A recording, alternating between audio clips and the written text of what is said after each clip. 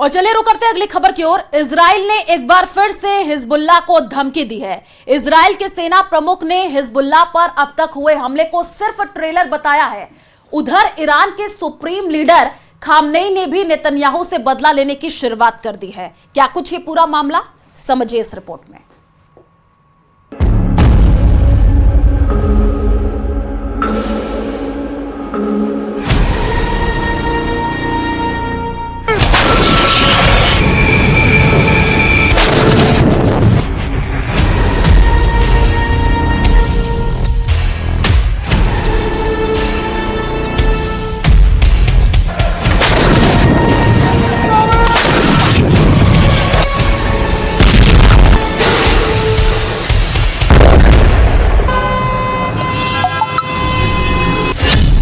Israel का cyber युद्ध, चल जाएगा सारा लेबनान।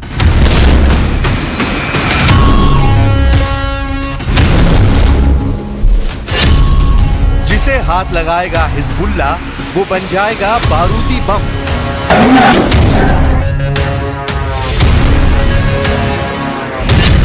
नेतन्याहू की यूनिट 8200 सबसे बड़ा हमला अब होगा।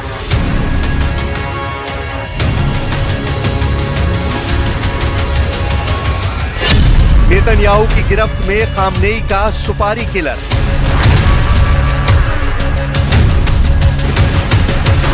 ये युद्ध इजराइल में हमास के नरसंहार से शुरू हुआ था। हमास से इजराइल ने बदला लेना शुरू किया तो बम बारूद के धमाके होने लगे। फिर इसमें ईरान समर्थक हिजबुल्लाह और हूती भी शामिल हो गए। इजराइल के दुश्मनों ने रॉकेट और मिसाइलों से हमले किए। जवाब में इजराइल ने जंगी जेट के साथ फाइटर ड्रोन भी इस्तेमाल किए। लेकिन पारंपरिक हथियारों से शुरू हुआ युद्ध अब सबसे भयानक और भीषण हथियारों के दौर में पहुंच गया है। यह आधुनिक दौर का सबसे भयानक और भीषण साइबर वॉर है, जिसमें हिजबुल्लाह लड़ाके बेमौत मारे जा रहे हैं, वो भी बिना सीधे हमले के। इजराइल सेना की यूनिट नंबर 8200 ने ये बारूदी बिसात बिछाई, जिससे हिजबुल्लाह, हमास और हूती ही नहीं, ईरान की भी हेक कर दी। इजराइल के हमले की धार देखिए, ताबड़तोड़ और अंधाधुंध अटैक का तूफान आया हुआ है। पेजर बम धमाके में मारे गए हिजबुल्लाह कमांडर के जनाजे का ये दृश्य देखिए। अपने लड़के का मातम मना रहे नसरल्लाह के फाइटर्स को अंदाजा भी नहीं था इस जनाजे में भी डेथ ट्रैप बिछाया गया। एम्बुलेंस के करीब भारी भीड़ के बीच जब ब्लास्ट हुआ तो तहलका मच गया। इजराइल ने 3 दिन में 3 डिवाइस के इस्तेमाल से हिजबुल्लाह लड़ाकों को मौत पाटी है। लेबनान में 3 दिन में धमाकों के 3 तरीके।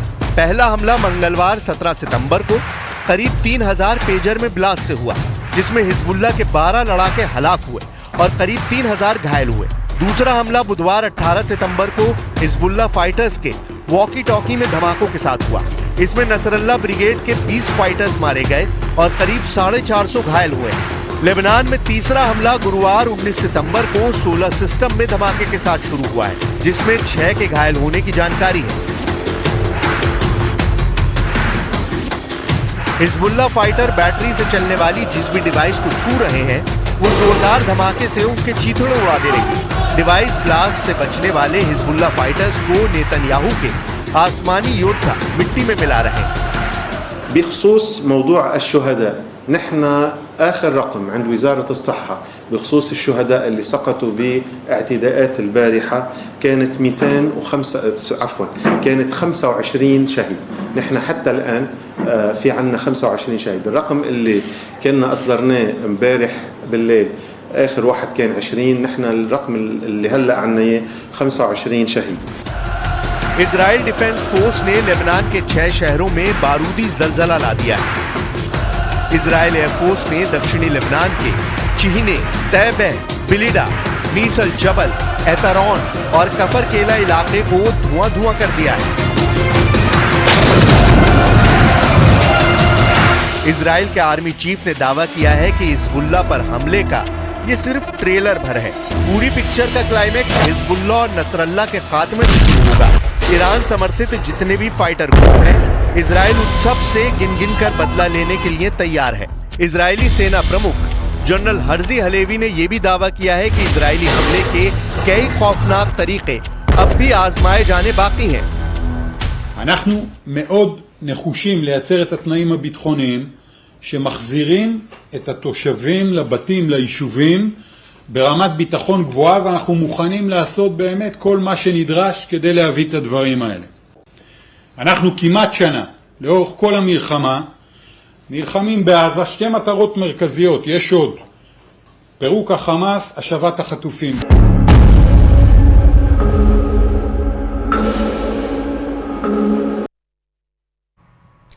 इजराइल ने ठान लिया है कि वो हिजबुल्लाह को जड़ से खत्म करके ही चैन की सांस लेगा और इसके लिए अब उसकी एक खतरनाक यूनिट वॉर जोन में उतर गई है। देखिए रिपोर्ट।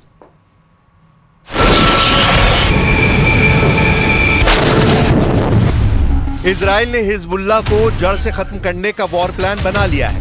लेबनान बॉर्डर पर इजरायली सेना के नॉर्दर्न कमांड ने ताबड़तोड़ हमले कर नसरल्ला आर्मी को उलझाए रखने की रणनीति आजमाई है।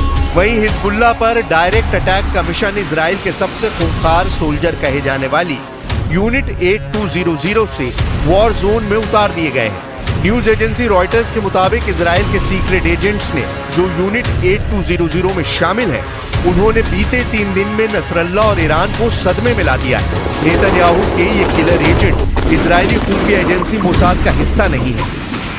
यूनिट 8200 के मेंबर इजराइल की सेना के सबसे तेज और खूंखार कमांडर हैं। इस यूनिट में खास सैनिकों की भर्ती होती है, जिनकी जिम्मेदारी इंटेलिजेंस इकट्ठा करने की भी होती है। यूनिट 8200 का इजरायली सेना से लेना देना नहीं है, न ही ये एजेंट मोसाद के लिए काम करते हैं। यूनिट 8200 के एजेंट दुश्मन पर लंबे समय तक रिसर्च करने के बाद हमले की प्लानिंग करते हैं। रिपोर्ट में दावा किया गया है कि यूनिट 8200 सीधे नेतन्याहू को रिपोर्ट करती है।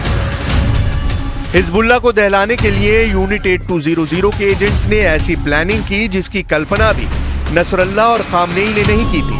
यूनिट 8200 ने पता लगाया कि हिजबुल्लाह लड़ाके पेजर और वॉकी टॉकी के इस्तेमाल के जरिए ही आपस में बात करते हैं, जिसे यूनिट 8200 ने बम में बदल दिया। दुश्मन की सोच जहां खत्म होती है, इजराइल की यूनिट 8200 के एजेंट वहीं से उनकी तबाही की स्क्रिप्ट लिखना शुरू करता है।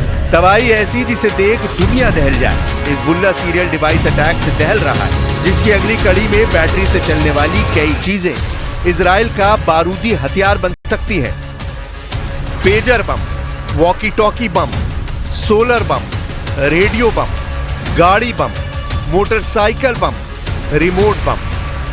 लेबनान में हो रहे वॉकी टॉकी ब्लास्ट पर एक्सपर्ट्स क्या कहते हैं, ये सुनिए। ये नॉर्मल वॉकी टॉकी है जो पूरी दुनिया में इस्तेमाल की जाती है। इस वॉकी टॉकी के अंदर जो भी बैटरीज है या फिर जो फ्रीक्वेंसी मैच करने वाली जो मशीन है, वो सब निकाल के इसमें रखी हुई हैं। अब वॉकी टॉकी में अगर ब्लास्ट करना है तो 2 तरीके होते हैं, वो हम फ्रीक्वेंसी एक्सपर्ट से समझेंगे। लेकिन देखिए किस तरीके से ये वायर है, इसमें सब कुछ अटैच किया हुआ है। ये वॉकी टॉकी की बैटरी है और ये बारूद यहाँ पे लगाया गया है। अगर ये वॉकी टॉकी को इस्तेमाल कर रहा है तो अगर बारूद के ज़रिए धमाका करना है इस वॉकी टॉकी में, तो इसमें ये बारूद इंस्टॉल किया जाता है और सामने वाला जो वॉकी टॉकी को इस्तेमाल कर रहा है उसे इस बात का बिल्कुल अंदाज़ा नहीं रहता है कि उसके वॉकी टॉकी में बारूद है और किस तरीके से एक डेटोनेटर की तरह से ये बैटरी हीट होती है, आग निकलती है और जो ये बारूद मैंने आपको दिखाया वो किस तरीके से ब्लास्ट होता है। ये सिर्फ हम डेमो के लिए दिखा रहे हैं कि एक छोटा सा बारूद जो दिवाली में हम पटाखा यूज़ करते हैं उसका इस्तेमाल हो रहा है, लेकिन जो लोग एक्सपर्ट होते हैं उसमें अलग तरीके का बारूद डालते हैं ताकि वो एक्सप्लोजिव हो और लोगों की जान चली जाए। लेबनान में मचे बारूदी कोहराम में इजराइल ने अपने रोल की अब तक पुष्टि नहीं की है, लेकिन नेतन्याहू आर्मी ने ये साफ किया है कि ईरान को जवाब देने का वक्त करीब है, क्योंकि इजराइल डिफेंस फोर्स के हत्थे खामनेई का सुपारी किलर चढ़ा है। इजराइल का नागरिक ईरान के लिए तेल अवीव में नेतन्याहू की सुपारी लेकर काम कर रहा था। जिस डबल एजेंट को आईडीएफ ने दबोचा है उसकी डिटेल ये है। 73 साल का मोती ममन इजराइल के अश्कलोन का रहने वाला है।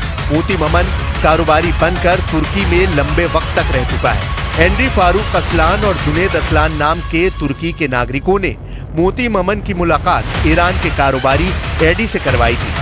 तुर्की में ही मोती ममन को ईरानी एजेंट्स ने इजराइल के खिलाफ भड़काया और नेतन्याहू की सुपारी दी गई। मोती ममन को जो मर्डर कॉन्ट्रैक्ट दिया गया उसमें नेतन्याहू के साथ साथ पूर्व प्रधानमंत्री नफ्ताली बेनेट और कई हाई प्रोफाइल नाम शामिल हैं। אירוע שמציב רף חדש של חומרה ושל תעוזה שכמוהו לא הכרנו. אנחנו מדברים על ישראלי שבזמן מלחמה, בעת הכי קשה של מדינת ישראל, נכנס לתוך איראן, מקיים ישיבה עם גורמי מודיעין איראנים, והם מציעים לו לא פחות מלחסל גורמים בכירים במדינת ישראל, את ראש הממשלה בנימין נתניהו, את ראש הממשלה לשעבר נפתלי בנט, את ראש השב"כ ובכירים נוספים, והכל תמורת סכומי כסף גבוהים, פעילות נחושה ומהירה. ईरान इस्माइल हानिया की मौत का बदला लेना चाहता है। ईरान के सुप्रीम लीडर अली खामनेई ने ये ओपन ऐलान किया है कि हमास के पूर्व चीफ के हथियारों को नहीं बख्शा जाएगा। लेकिन ईरान अब तक इजराइल को कोई नुकसान नहीं पहुंचा पाया है। वहीं हमास इजराइल से अब तक युद्ध में मिली मार का हिसाब चुकाना चाहता है, जबकि उसकी भी जमकर पिटाई जारी है। उधर हिजबुल्लाह हमास के लिए युद्ध में उतरा, लेकिन अब उसके सफाए का खतरा मंडरा रहा है। इजराइल अकेले सभी दुश्मनों पर भारी पड़ रहा है। 4 फ्रंट पर नेतन्याहू दुश्मनों को दहला रहे हैं, लेकिन डिवाइस ब्लास्ट भर से ईरान को हरा पाना मुमकिन है। ईरान की साइबर आर्मी भी बेहद ताकतवर मानी जाती है। ईरान ने अब तक साइबर अटैक शुरू नहीं किए हैं। ईरान समर्थित खूंखार फाइटर्स ने साइबर युद्ध शुरू किया तो इजराइल का बचना मुश्किल है। सुपर पावर अमेरिका के युद्ध में आने की यही एक मजबूरी भी होगी। लेबनान में हिजबुल्लाह सरगना हसन नसरल्लाह ने अपने जहरीले भाषणों से एक बार फिर बड़ी तबाही मोल ले ली है। पेजर और वॉकी टॉकी धमाके के बाद जब नसरल्लाह पहली बार टीवी पर बोलने आए, तभी इजराइल ने जंगी जेट से बम बरसाना शुरू कर दिया। लेबनान के कई इलाकों में इजराइल के जंगी जेट उड़ान भर रहे हैं। तो क्या अब हिजबुल्लाह 72 मिलिशिया ग्रुप के साथ मिलकर नेतन्याहू से युद्ध शुरू करने जा रहा है? देखिए स्पेशल रिपोर्ट।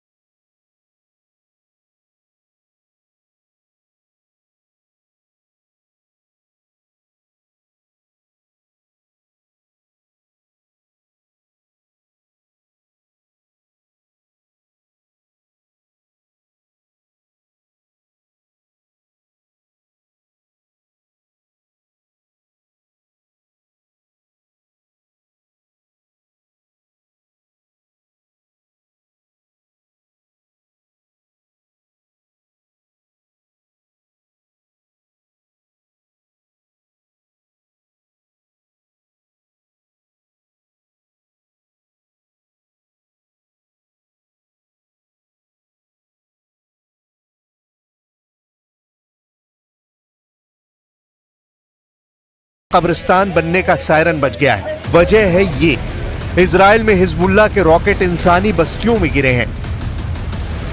ما حصل يوم الثلاثاء ويوم الأربعاء. يوم الثلاثاء يعني أنا بس بدي أوصف اختصار كمدخل ولا معروف لكم صار. تم استهداف من قبل العدو الإسرائيلي، تم استهداف آلاف أجهزة البيجر وتم تفجيرها في وقت واحد. इजराइल में नेतन्याहू के आलोचक दावा कर रहे हैं कि इस युद्ध में सबसे बड़ा नुकसान इजराइल का ही होगा, क्योंकि हिजबुल्लाह की मिलिट्री विंग खामनेई के बिछाए बारूदी दलदल में नेतन्याहू को तेजी से खींच रही है।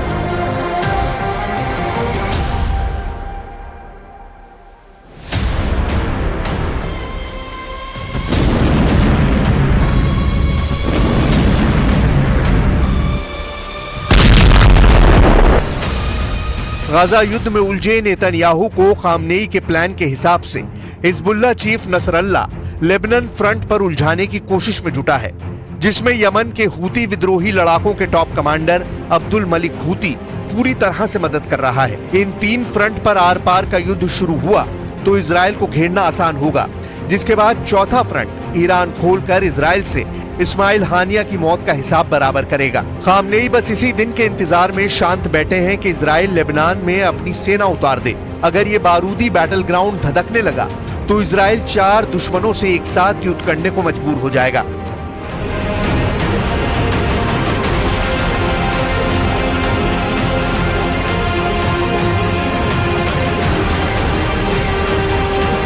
हिजबुल्लाह ने रॉकेट फोर्स के साथ फाइटर ड्रोन भी जुटा लिए हैं।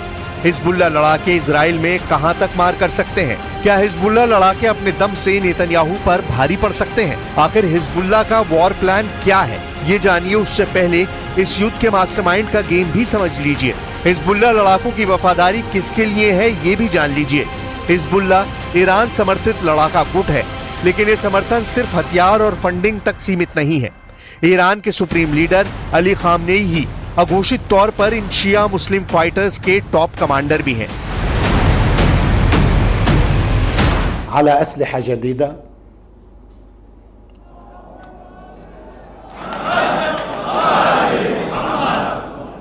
طبعا ما حقول شو هي الأسلحة الجديدة، هاي بتبين بالميدان وقت اللي بيتاخد هواي بتبين.